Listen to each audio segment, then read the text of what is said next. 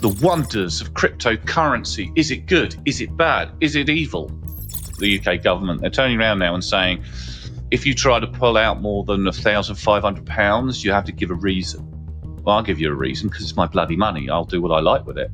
Everything that's illegal in real-world currency markets is open to play on market. And if you don't know about these schemes, chances are you're the victim. You might not be able to buy groceries with Bitcoin, although actually you can in some places at your local Tesco's. But don't make the mistake that a lack of state endorsement means a lack of function. It's already money, just not the way that we're used to it. The currency we use now, it's already digital. So what has it exactly solved? To this day, I don't know what problem it solved, if I'm honest with you. I think the current banking system needs to be dramatically shaken up, and I think cryptocurrency is the opportunity for them to be shown that no, they don't have total control over what happens with individuals. Individuals can choose themselves whether they want to be part of the banking environment or whether they don't. Hello and welcome to another edition of Razorwire. Now today we have a very spicy subject. Cryptocurrency, good, bad or evil? Is it secure? What is it being used for illicitly? We're kind of trying to cover a very, very wide topic, which is no doubt going to spawn into multiple different podcasts over time. This is going to be one where there's going to be some interesting debates on all of the stuff I've just mentioned. So without further ado, let's get into it.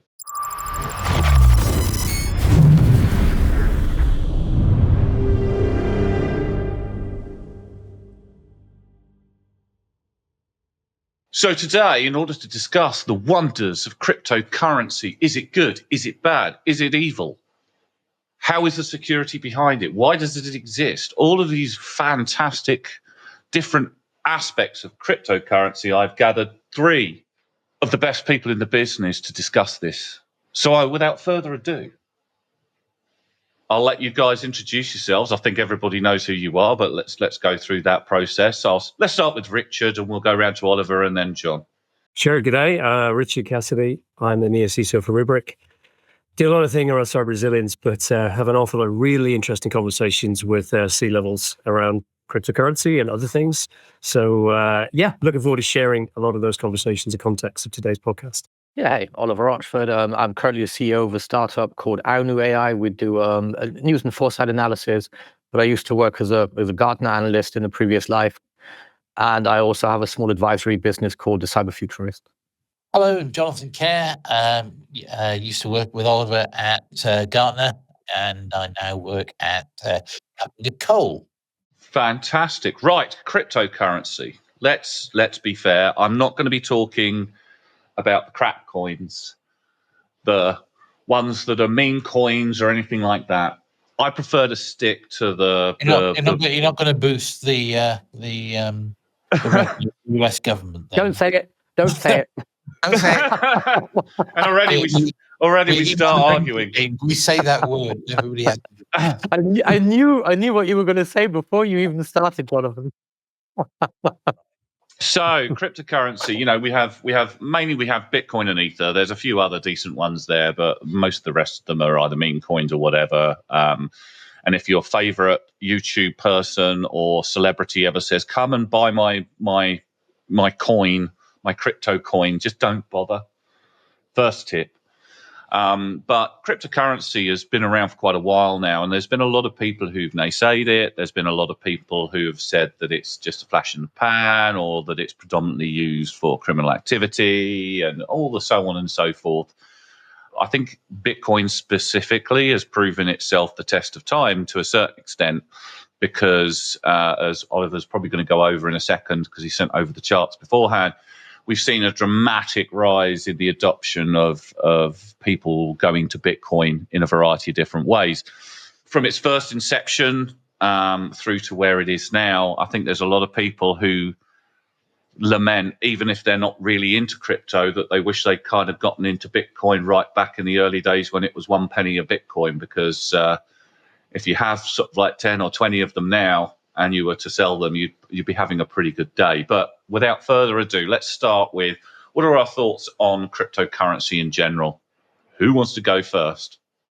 Well, okay, I'll give it a go first, but I don't want to dance around the issue. I know this is going to be an interesting podcast with some very direct, straight talking points. But I mean, cryptocurrency is without a doubt one of the most disruptive technologies of the time that we exist in. And I don't know if we yet can still decide whether it's liberation or whether it's lunacy.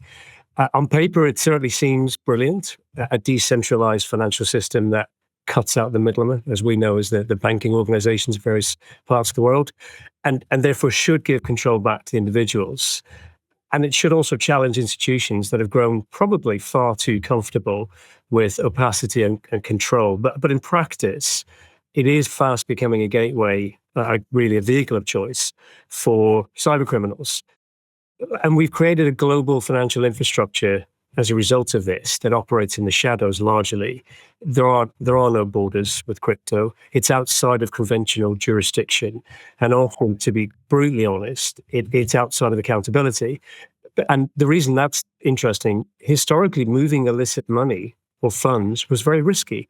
It was very messy. It was full of human weak points, money mules, shell companies, cash pickups.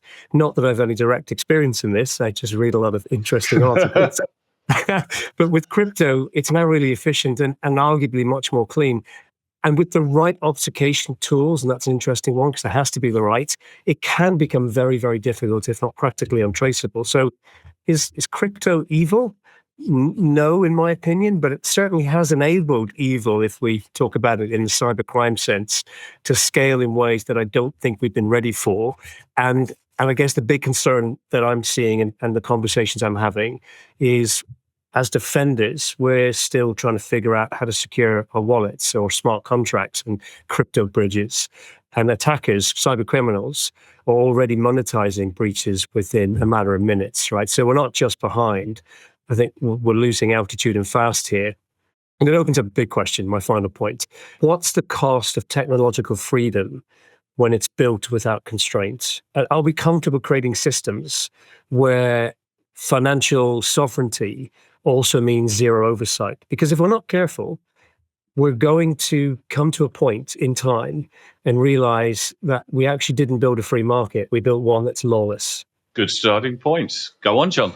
One of the things I remember one of my city folks said, I really love crypto. I said, why is that? And he said, because every scam, every market rig that has been outlawed in real world money markets is wide open in crypto. As Richard points out, we're not only deregulated, it is lawless. It is very much caveat emptor. And those of us who've got used to the idea that when we make a payment with our payment card, we can get a refund or a chargeback of it in good, get surprised and horrified when that's not true. And yes, the other thing that people say is, oh, well, it's not like when you, if you were moving diamonds around, you had to, be careful about, disguising what you were doing. I did know a diamond trader who used to go around with an old rucksack, which is what he kept his diamonds in, because nobody would think of looking there. They all looked for the locked briefcase and so on. But just before we started, I was bewailing the fact that, back in the days when Bitcoin was less than $1, I used to have 12 Bitcoin, but I got rid of it because I couldn't see any point in it. And now, as Jim said, I'd be very, very rich. What comes along with that is, if you are known to be a Bitcoin trader, or if you're known to have stock, you actually do make yourself a physical target for criminals who will come and do a home invasion. So yes, it is very much the worst of many worlds in terms of regulation and law. Oliver. So meet the new boss, same as the old boss. For a very simple reason, because people don't decide what legal tender is, governments do. And the way that they force you into the system is by saying you can't use it, you can't exchange it, you have to pay your tax in our legal tender. That's how the real world works, right? So it doesn't matter what people think it doesn't do that on paper, because you have to back this with an army. That's what nations do. The second thing is that nobody uses it as legal tender. It is used as a purely speculative medium, an unregulated speculative medium, as Jonathan said, because it's not regulated, scams are legal. That's essentially the gist of it. As to being decentralized and not concentrating power from the exchanges to the people doing the actual transfer to legal tender, of course it concentrated wealth. We had a bunch of them go to prison. And the moment that these people, I would say, get unpalatable, what actually will happen, and that's happening now, is that central banks will come in and they will use it, because the underlying technology, it's just a technology to track basically logs. So on exchanges, whatever, transactions, whatever you want to, whatever you want to put onto it. And that technology itself is something that, of course, will just be co-opted. And I mean, we talk about like what is it actually used for. 98% of all ransoms are paid using crypto, Bitcoin in particular, 98% of all ransoms. And so it has served as a singular medium to enable crime and fraud, even though it's made some individuals rich. That should not be the criteria of whether a technology has a positive impact, but it makes a few individuals rich.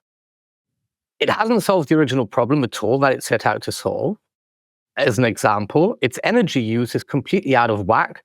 It can't actually replace legal tender because it has the same problem as gold. The production of it is not based on actual economic activity. That's the problem we had with gold. The gold supply didn't match our industrial growth, which is why we had to move away from it. And Bitcoin has a constrained amount built into it. And if you look at the transaction speed to this day, it hasn't actually improved in the original protocol. It is still too slow for real-time transactions. So I have to be a little bit skeptical just based on reality, not what we want it to be, but what it actually is. And so, no, I don't think it actually had a positive impact. But independent of that, at some point, central banks are just going to use a similar technology to run the currency we use now. It's already digital. So what has it exactly solved? To this day, I don't know what problem it solved, if I'm honest with you. Yeah. Right. So that's my point. We're going to get into some spicy conversation by the sounds of it. I mean, I'm a big advocate of cryptocurrency. I'll caveat that with Ether and Bitcoin, not really, maybe XRP, but none of the others as a general rule. More manipulation of currency has occurred by governments over the years. Inflation is a problem, quantitative easing is a problem. And what I like about cryptocurrency is, it allows you to kind of transact on maybe a more kind of even keel, store your value as well. I mean, yes, you can put your money into gold. At the end of the day, I see Bitcoin kind of going down the same kind of route. We've seen a massive increase in the last couple of years in the price of Bitcoin, of Ether. We've also seen gold and silver, which have also gone up in value. I mean, silver has been more manipulated as a market than pretty much anything else other than currency. And fiat currency, like the dollar, for instance, has been used before, cryptocurrency became a thing, for more deals in illicit trade than pretty much any other currency in modern times. Obviously, it might be slightly different back in the day, but I don't like the fact that, traceability and trackability. I mean, let's look at the UK government. They're turning around now and saying, if you try to pull out more than £1,500, you have to give a reason. Well, I'll give you a reason because it's my bloody money. I'll do what I like with it. I don't have to explain where it's going because I'm pulling it out or because I'm transferring a certain amount over to somebody else. Okay, I can understand why they're putting that in, but I see cryptocurrency as freeing. I'll be honest. Okay, yes, I do agree with you. There's a lot of larceny and, obviously with ransomware and payments to criminals and what have you are a problem, but that's not really much different from what it was like with dollars or pounds, other than obviously it was very physical and it was hard to move large amounts and there was always the risk that it was going to get stolen. It's just the same as cryptocurrency. You can get that stolen just by letting somebody into your machine and boom, open up the wrong link or whatever, and all of a sudden your crypto wallets get empty. I think maybe we're going in the same direction, is that we're talking about the good and the bad, but the other things we also mentioned was the evil. So let's look at criminal exploitation and dark patterns. There's no doubt that cryptocurrency is ransomware's favorite form of payment. It, in fact, enabled the ransomware epidemic, which is the CISO's biggest headache. And we have our newly minted CISO Rubik, who can confirm or deny that, I'm sure. The second thing, Bitcoin. Monero privacy coins facilitate extortion at scale. You can use cross-chain swaps. You can use mixers, which essentially are de facto money laundering, which is illegal. And so we have this liquid, pseudonymous payment channel for cyber criminals globally. And the only way that currently we detect it is we hope that early in their careers, they weren't very good at operational security. So we have this thing and we have the darknet market infrastructure, which enables drug trafficking, weapons sales, and really nasty illicit material, which I'm not going to detail here. There is this financial infrastructure for organized crime, all enabled by crypto. And Silk Road is gone, as we know, but nevertheless, Hydra and Alphabet and others have succeeded it. And there is this jurisdictional arbitrage, which is a nightmare for law enforcement. And as I say, we have, there's one view where you have the, certain governments going, well, we'll assert primacy globally and hope nobody argues with that. But that's a different sale. But there's another thing which we are also seeing, and everybody listening to this podcast, and probably people on this podcast, have either been a victim of this or have someone who is close to them who has been a victim of this. And that is what they call, people not necessarily keen on the term, but pig butchering and crypto scams. So romance scams using crypto have exploded. Not a day goes past where I don't get, some lovely young thing on Instagram or Facebook wants to connect and be friends with me. I kind of ignore these things, most sensible people now, because I don't want to be part of the 4.6 billion people who had themselves scammed out. And again, fake investment platforms, rug pulling scams, social engineering at an industrial scale, which I'm sure Oliver would agree is enabled by people using AI as well, which is and there's, because we said it is this lawless market. If you lose money through crypto, through a pig butchering scam or a crypto scam, it's irreversible. You have zero recourse. But I want to throw something worse into the mix. State-sponsored theft. Lazarus Group, who I believe are now identified as a state-sponsored organization sponsored by North Korea, have stolen $3 billion and more in crypto to fund North Korea's nuclear program. Good times, eh? They're targeting exchanges, DeFi protocol, decentralized finance, and blockchain bridges. So again, crypto provides sanctions, enables isolated regimes to fund weapons programs. Jolly good time, just what we need. If that wasn't enough, we've got this pump and dump market manipulation. Like I said earlier, everything that's illegal in real world currency markets is open to play on market. And if you don't know about these schemes, chances are you're the victim. So we have this coordinated manipulation. We're all aware of Telegram and Discord. We have influencer fraud, paid promotions, wash trading, spoofing on these unregulated exchanges. And of course, us retail investors, we're exit liquidity for the sophisticated bad actors. What's the final? A different kind of evil, I suppose. The environment. Proof of work mining is a massive energy suck. It is. Just look at the electricity bills if you operate a mining rig, and look at the amount of work you get for very little return nowadays. That specialized mining hardware you bought a year ago to let you mine Bitcoin, it's junk right now. There are perverse incentives to seek cheap, dirty energy, including other people's. So people tend to take these things into work and run them under the desk. People power them from their neighbors' supplies. but people also look at, dirty energy. It's cheap. And the climate impact for a payment system that processes fewer transactions than Visa does in an hour is enormous. So what I say, it's evil.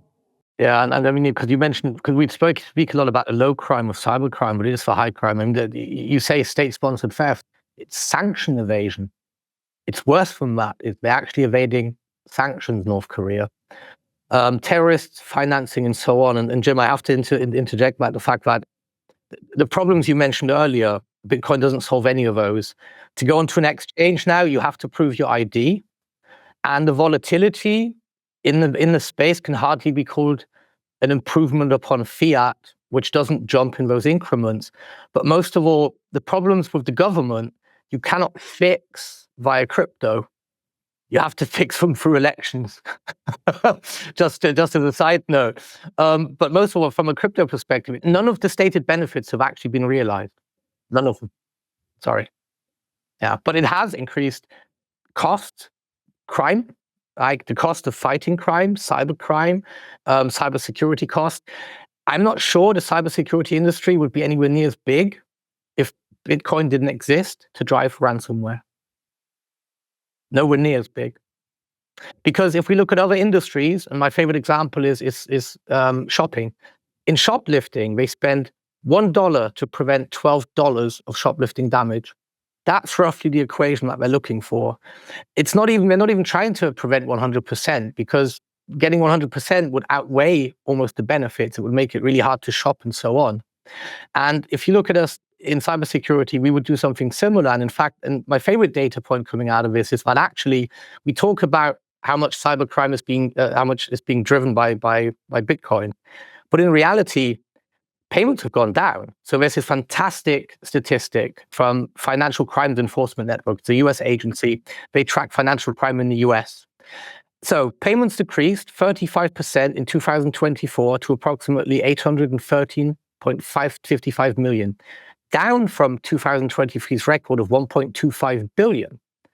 More significantly, by Q3 2025, only 23% of victims paid ransoms. The payment rate dropped to just 19% this year. So basically, companies are just not paying. Even if the ransomware actors get in, they have disaster recovery in play.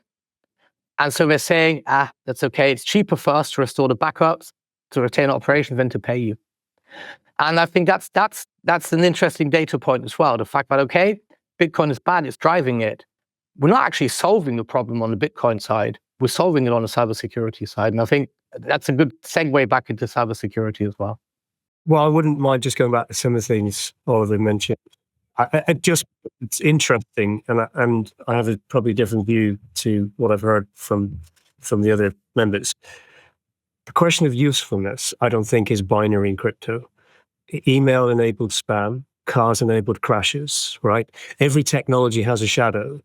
I don't think the question here is whether crypto has dark corners. We know it does. It's whether its core architecture can enable something fundamentally new. Cryptocurrency has become the preferred method for cybercrime activity, ransomware you mentioned. Where I would ask a different question is to say that crypto hasn't yielded any of the benefits it's promised. I wouldn't say that's quite accurate for the following reasons. In regions with hyperinflation, for example, with authoritarian regimes, as an example, or even collapsed banking infrastructure, crypto is being actively used to preserve value and bypass capital controls and protect citizens from their own governments. And to call out specific areas, Argentina, Venezuela, Nigeria. And these aren't edge cases. They are really live demonstrations of why decentralized money still matters. And yes, crypto is being used by cyber criminals, but we shouldn't pretend for a second that the traditional financial system hasn't also been exploited for many decades for purposes of fraud, terrorism, and laundering, right? I think the difference is transparency. Public blockchains are often easier to analyze at scale than shell companies hidden behind offshore banking. And that's why law enforcement is catching up. I mean, groups like Chain Analysis, Elliptic, and even Interpol are using on-chain data to track and disrupt illicit networks. And there's been examples of payments being tracked to open up and crack wider cybercriminal groups. But so while crypto does enable new forms of crime, it also introduces, in my opinion, new forms of accountability. And the things I'm talking about are publicly verifiable ledgers, because autonomous financial systems, they don't rely on trust and failed institutions in my experience. So we shouldn't ignore the risks, but we also shouldn't ignore that the world isn't equally safe for everyone. And for some, crypto isn't a speculative asset, Oliver. It's actually a digital refuge. But in reality, almost none of the actual usage is being used for legitimate stuff. The countries you mentioned trying to basically hide capital from their governments, once again, we have to solve that in a different way. That's not the way to solve it. And it's not a long-term solution for them, especially when that currency is so volatile that they do actually lose money. How can you say when you have such price drops that it's a safe store of value for their money? That doesn't compute. Secondly, the tracking software can be used by their governments to track them too. That's not just something that one side gets to use. They get to use. They have access to the same technology. They develop that same kind of stuff as well. And I said you have to look at the reality of how it's actually used, not how it should have been used or how people would like it to have been used, because none of the problems can be solved. The moment a government says you're not allowed to use it and outlaws it, it's done. And so it's not out of control, because at some point you have to convert it to legal tender. Otherwise, it's just digital money. If you can't buy anything with it ever, if you can't transfer it to dollars, what are you going to do with it? You can transact in Bitcoin right now because it's allowed, because the US allows it. Yeah, but they can't stop it. That point of control is never removed, ever removed. Governments decide who can arrest you, who can put you into prison, who can kill you, not a bunch of people on the internet. We have to get that into our head how power actually works. I have to be honest. I mean, I kind of agree. I do agree with Richard, and this is where it gets spicy now, because it's just like we have a problem in society when it comes to control. Too much control gets people annoyed. Too little control, you end up with a situation where people take advantage and what have you. And that's kind of where we are with cryptocurrency. It's still relatively new in the grand scheme of things. We've got a lot of countries out there that are looking to go over totally to a digital currency. Let's be honest, they've already done it. I mean, when was the last time you wandered around with a big roll of notes? You don't anymore. You tap your phone, you do whatever. Exactly. You already have it. But, the ability to kind of like track intimately exactly what you're doing and exactly what you're spending and exactly how you're doing it. And then we get in. I mean, we could go down all kinds of routes here. I mean, in the UK at the moment, for instance, this is where this gets flagged and I end up getting like a knock on the door. Our beloved current government decided that they want to start tying in digital ID with being able to make payments, being able to go and utilize your bank. I'm sorry, but I don't like that level of control. And I think that's the reason why you're seeing a big adoption for Bitcoin is because people genuinely don't like that level of control.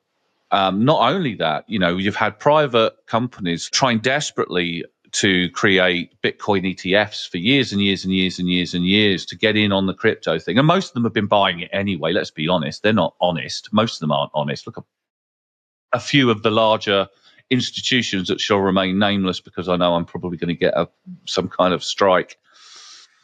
They've been buying up large amounts of Bitcoin. Governments have been buying large amounts of Bitcoin, all quietly behind the scenes, and it's driven up the cost. Well, somebody must believe in it, because it's not just individuals and criminals that utilize it now. It's institutions and it's private companies as well. As a speculative medium, yes.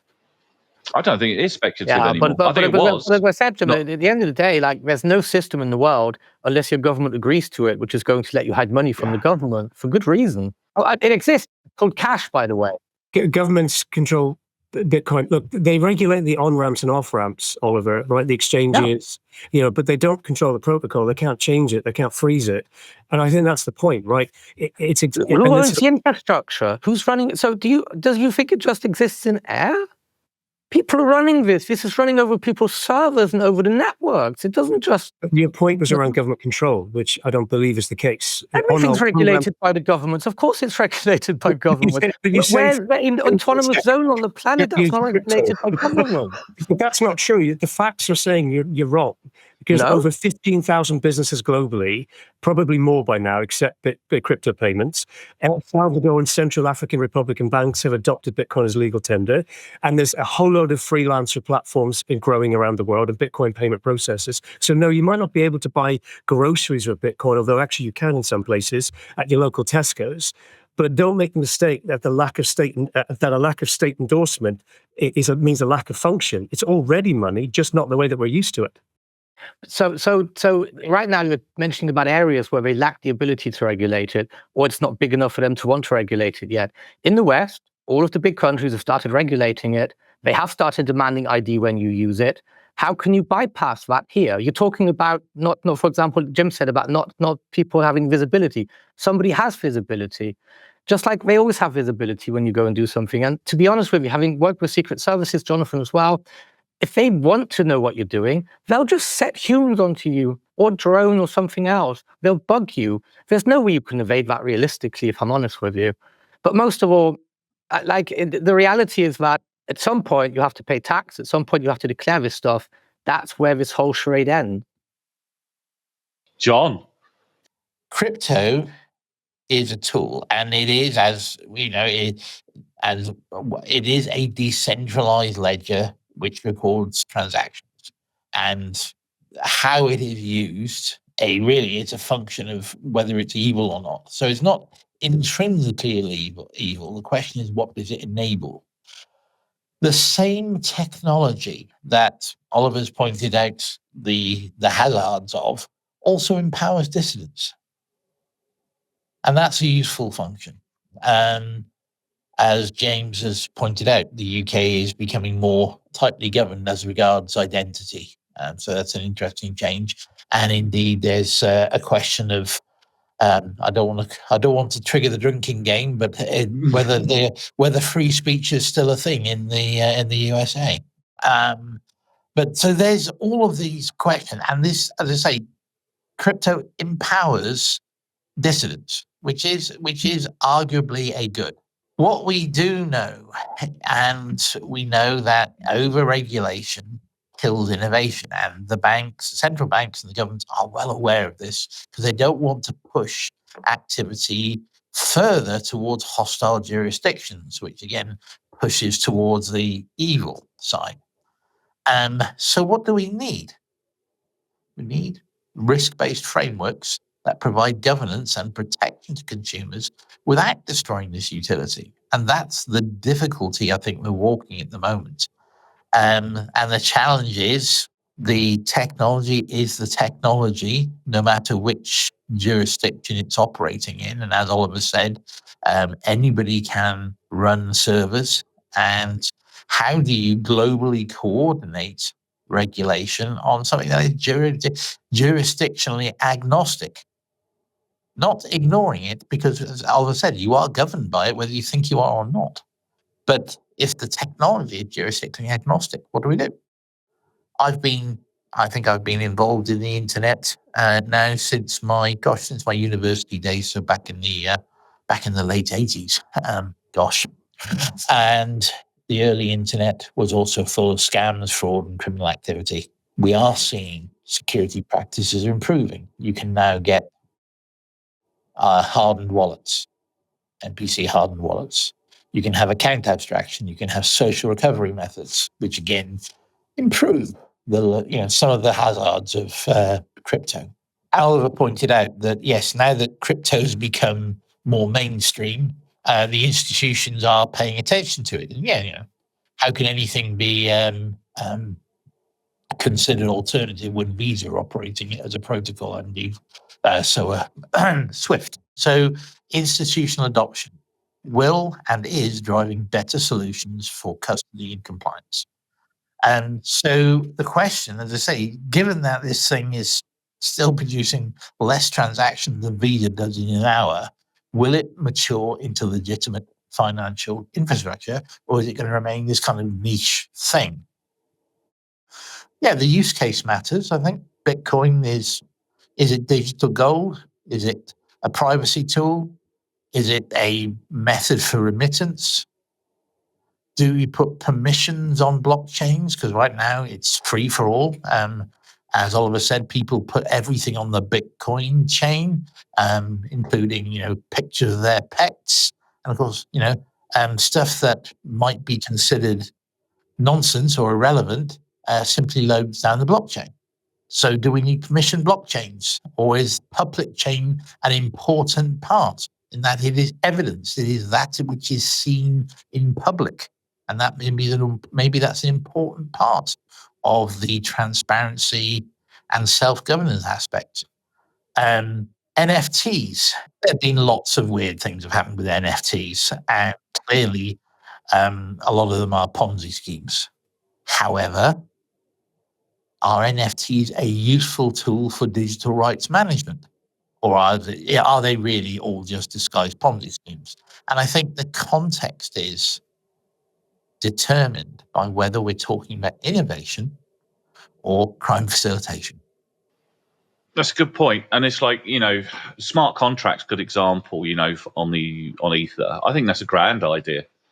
The ability to create smart contracts, the ability to have like crowdsourced funding for projects and what have you. I mean, the concepts behind cryptocurrency, as we kind of alluded to, or I'm at least alluding to, really changed the game against the outmoded, archaic fiat rubbish that we have now. I hate fiat currency. I'm now completely flagged on this one, but I hate fiat currency, and I think it's time for a change. And I think we were always heading down towards some kind of digital currency.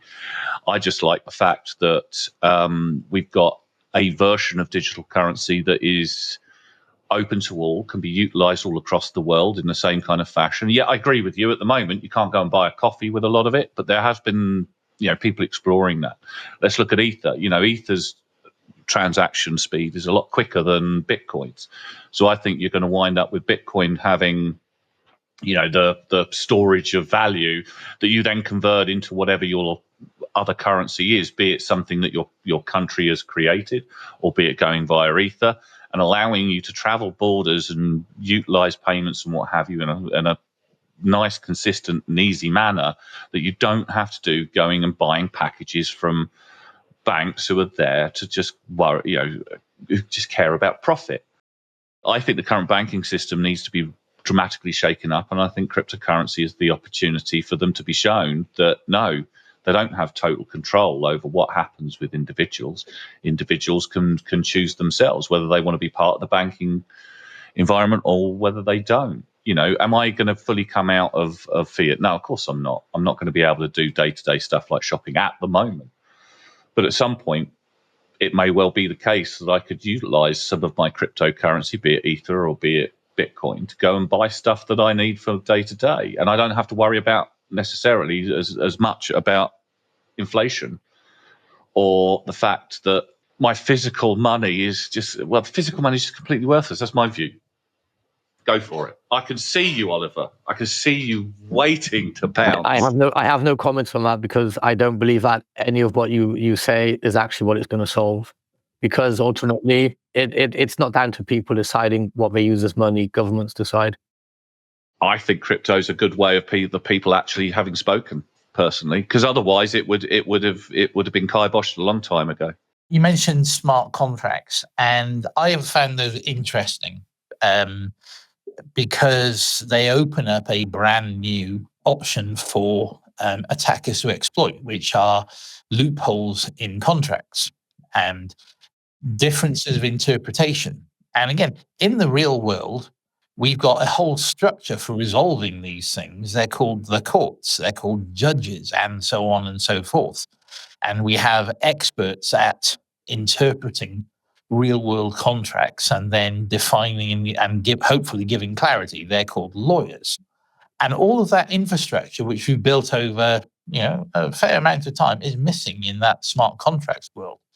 And again, that again makes it a little bit the Wild West and a place for attackers to play in. So it's interesting. So at that DeFi agency, 17% of all crypto attacks were smart contract vulnerabilities. So just in the last quarter, around $400 million, $495 million in losses, Q2 2025. and 17% of that was down to smart contract vulnerabilities. Oh, I don't disagree that there are security issues within that space at this moment in time. There needs to be some thought processes around how decentralized, sort of cryptocurrencies can be I secured. can be balanced about this because it's also true that smart contracts that are on a blockchain that is visible to all have actually improved corruption in land registries in certain countries, where people suddenly find that their house is not their own. But so are we discussing cybersecurity threats, or are we trying to extol the virtues of crypto? I think it's all intertwined, isn't it, really? I mean, because on one hand, you've got crypto being used illicitly and, for ransom payments, that kind of stuff and all the rest of it. But on the other side of things, you've got the whole kind of banking institutions and control. Because, I mean, let's face it, a lot of those institutions don't have a particularly good track record of cybersecurity, have they really? No, but I'm not sure how that sounds like whataboutism, if I'm honest with you. They're bad, so we can be bad. I'm not sure that's necessary. I thought this is going to be new, so we're going to just replicate all of the old errors and say it's okay because they had the problems too. Is it about being bad though? I mean, at the end of the day, if it's public ledgers and all the rest of it, the transactions are pretty clear. Whereas, like, banking institutions, I mean, I won't name any names, but they've been caught facilitating gun running, drug money, all kinds of stuff like that. How many of the crypto exchanges have gone down because of fraud, because of bad security? Where are the CEOs? Oh yeah, loads of them. I don't disagree with so that. Where's the improvement? I don't understand where the improvement. What's better? You're saying it could be better, but it's not. There are some intrinsic problems within the industry when it comes to in the crypto industry when it comes to security, because I don't think the organizations that are in that space are necessarily, not in all cases, but some of the up and coming ones are necessarily as mature in the cybersecurity space as they technically need to be. I've dealt with a number of crypto companies, and I'll be honest, and luckily I've got no customers in that space at this moment in time, but I have in the past. It's atrocious.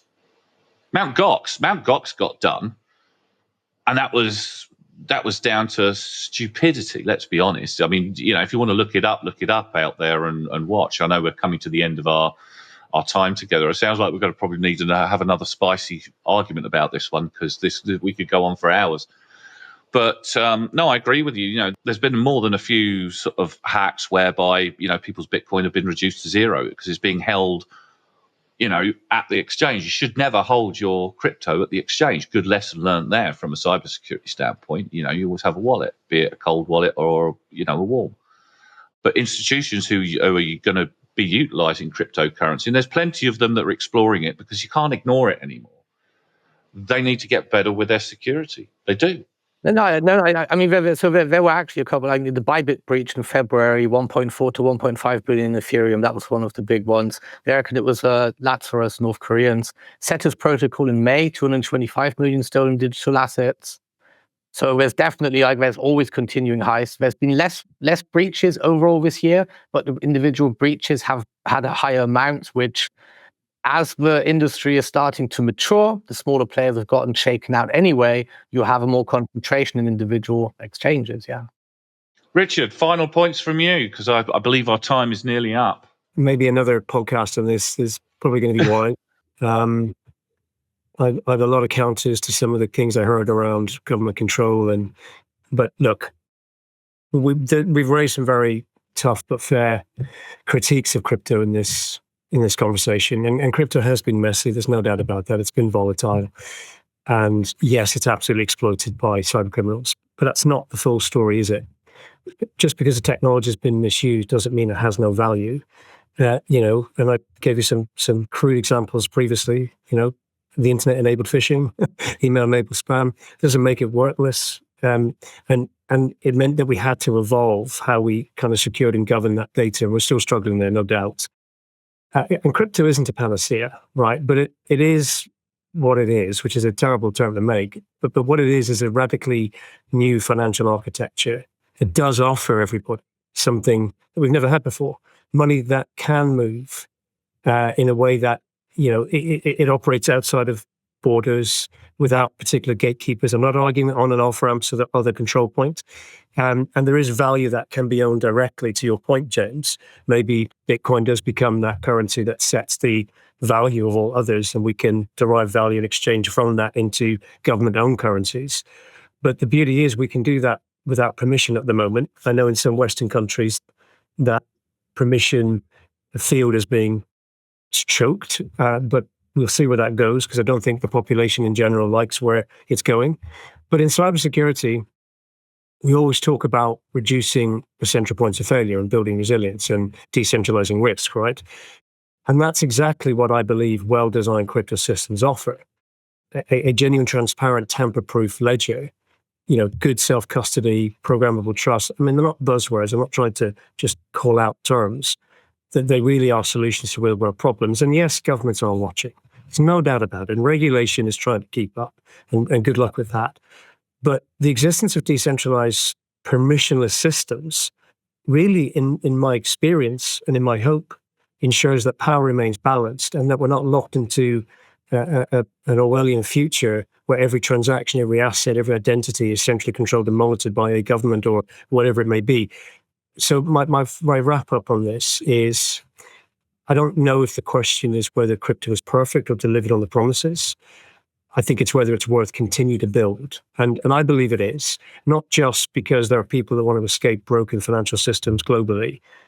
And I know we can dissect that comment on another podcast, but there has to be an evolution in how we believe our freedom can be better sort of controlled by us. And that's going to be through adopting crypto in a way that works outside of some of the control points we're starting to see. So that's the best way I can close on this, given all that's been discussed. Sounds like we do need a few extra discussions on this one, which signals us towards the end. No, thank you, guys. And look, at the end of the day, it's interesting discussions around this, whether cryptocurrency is good, whether it's bad, how it's used for evil, how can it be secured, what institutions are starting to deal with it, how can we trust those institutions to secure their environments in order to be able to deal with that. But our time has come to an end, so we'll have to deal with that again. Thank you ever so much, guys. Look after yourselves. And to all of you out there, thank you ever so much for sitting in on another episode. Please feel free to like and subscribe. And we'll be seeing you again soon, no doubt, on another cryptocurrency discussion, because this one got quite heated, and I like that. Thank you very much.